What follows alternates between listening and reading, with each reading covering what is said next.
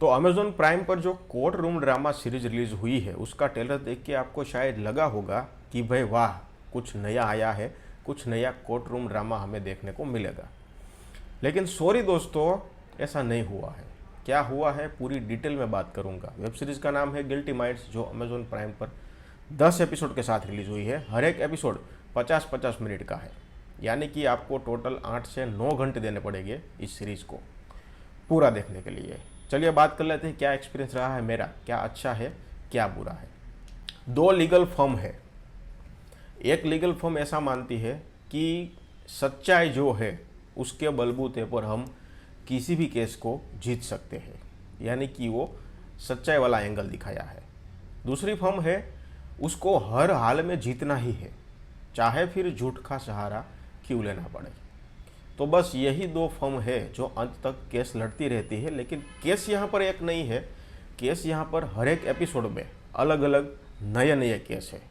अब आप सोचेंगे तो फिर जो अच्छे वाला केस है हम वही एपिसोड देखें, तो ऐसा भी नहीं होगा, क्योंकि आपको ये जो केस है वो हर एक एपिसोड के हर एक केस से कनेक्टेड होंगे। पहला एपिसोड देखा उसके बाद दूसरा देखना पड़ेगा, तीसरा देखना पड़ेगा, क्योंकि हर एक केस एक दूसरे के साथ कनेक्टेड है। मैं सबसे पहले आपको बता दूं कि अगर आपको कोर्ट रूम ड्रामा बहुत बहुत बहुत ही पसंद है और आप कोर्ट रूम ड्रामा के डाई हार्ड फैन है तो इस वेब सीरीज शायद आपको पसंद आएगी। अगर आप ये चाहते हैं कि भाई कोर्ट रूम ड्रामा में सस्पेंस हो, इन्वेस्टिगेशन हो, तो आप शायद निराश हो सकते हो। टेक्निकली ये सीरीज़ काफ़ी अच्छी है, इसकी जो प्रोडक्शन क्वालिटी है वो बहुत अच्छी है, उसका जो म्यूज़िक है वो भी मुझे बहुत पसंद आया। लेकिन दोस्तों यहाँ पर इशू ये है कि इसकी लंबाई वो काफ़ी है। अब ये मेन इशू हो गया इसकी लंबाई का। 8 से 9 घंटा देना पड़ता है इसका अंत जानने के लिए, जो मेरे हिसाब से काफ़ी बुरा है।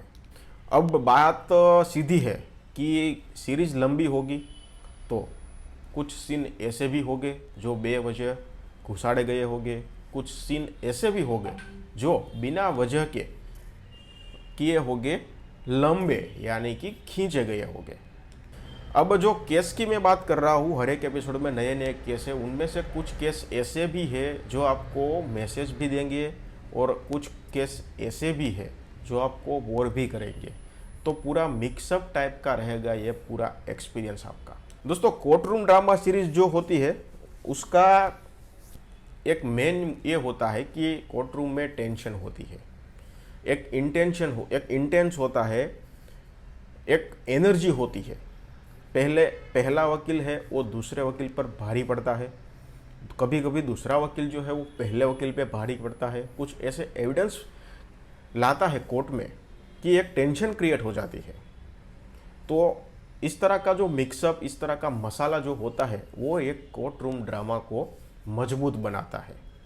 लेकिन सॉरी टू से इस सीरीज में ऐसा कुछ भी नहीं है। फीका फीका केस चल रहा है, इन्वेस्टिगेशन भी पता नहीं किस तरह से हो रही है, यहाँ पे हो रही है नहीं हो रही है। आप देखें तो आपको पता चल जाएगा कि भाई ये जो फैक्ट्स है वो किस तरह से कोर्ट में रजू किया गया है।